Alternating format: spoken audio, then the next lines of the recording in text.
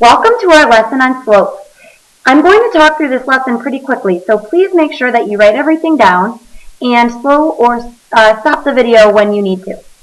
Alright, let's go ahead and look at our notes. It says, slope should always be written as a simplified, and the word is fraction. However, it should not be written as a mixed number, as we discussed, because slope is rise over run, so we need two numbers, not a mixed number. A rise over a run.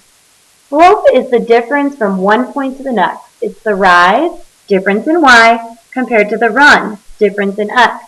Therefore, the formula is m, which stands for slope, equals y2 minus y1, the difference of the y points, over x2 minus x1. We're now going to use that formula to find the slope of the line that passes through the points -6, 6 and -4, 3. That is the purple line that we graphed on our homework last week. So I'm going to use the formula m equals. I've highlighted my y values in green. This is the second y value, so 3 minus 6 all over -4 minus -6. Now, we know from leave change opposite that -4 minus -6 becomes plus a positive. So my final answer here would be -3 over +2. That is my slope. Now, if I were to check that on my assignment from earlier last week, we do have the purple line here, and we go down 1, 2, 3, and over 1, 2. So you can see that formula does truly work. What I want you to do is pause the video and try to find the slope of the orange line. Alright, hopefully you found the slope correctly. Again, our formula starts by saying m equals the second y value, -10, minus -7, the first y value, over -2 minus -1.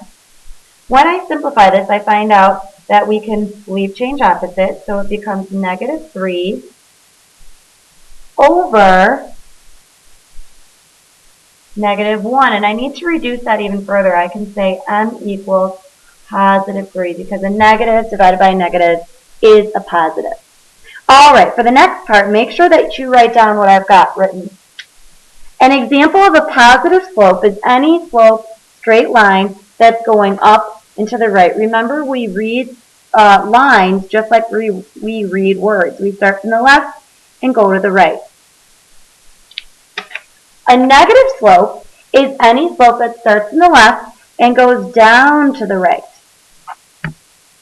Here's something new. A zero slope is a horizontal line.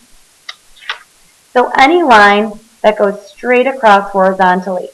The reason this is considered a zero slope is because if you were walking up this slope, it would be an incline. And if Barbie walks down this slope, it would be a decline, so negative. But if she's walking across the horizontal line, you can see there is no slope at all. She's walking on flat ground. So that's why it's a horizontal line is a zero slope. Now, for the next one, it's a little bit confusing. It's a vertical line, and this kind of slope is called undefined slope. Here's why. Barbie cannot walk up the wall, and she also obviously can't walk down because she would fall. So that is impossible to walk up. We call it undefined. Now here's an example of what you would find if I gave you 2 points and you needed to find the slope, but it turned out to be 0 or undefined.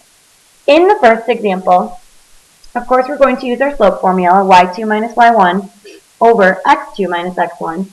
We have -3 minus -3 over 2 minus 5. What I end up getting here when I leave change opposite is 0 over -3. Now, 0 divided by anything is just itself. That would be a zero slope. If you were to graph that,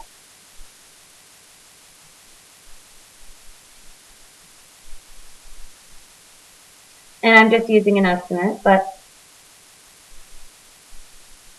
if you were to graph that, you would get a line that is straight across. Now, for this problem down here, we would have, let me block this off so that it doesn't get confusing, m equals 4 minus 2 over 7 minus 7. Now, because we can't divide by 0, that's when I get the answer of undefined. And if I were to sketch this out just to check, 7, 2, and then 7, 4, that is a vertical line, so it would be undefined. All right, have a good day.